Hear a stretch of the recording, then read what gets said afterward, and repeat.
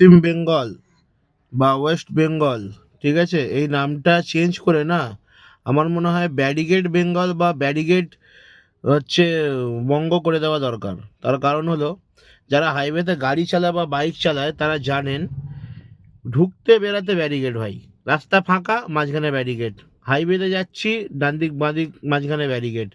কলকাতা 10টার পর সব one way both way সব একই হয়ে যায়, দেখবেন রেড রোডে ব্যারিগেড, রাস্তার মাঝখানে ব্যারিগেড।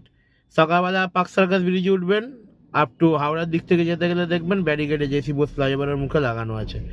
মানে 3 লেনের রাস্তায় ব্যারিগেড লাগিয়ে 1.5 লেনের করে দেবে, 2 লেনের রাস্তায় ব্যারিগেড লাগিয়ে 1 লেনের করে দেবে, তারপর বলবে জাম হচ্ছে।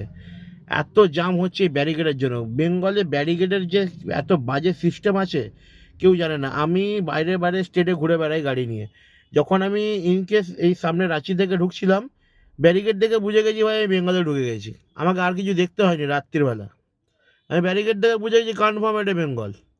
ড্রাইভার ভাইরা এটা শেয়ার করো যাদের প্রশাসনের কাছে পৌঁছায়, এইগুলো একটু স্টেপ নেওয়া দরকার আছে। আর আপনারা একটু শেয়ার করে দিন, লাইক করে দিন। Thank you.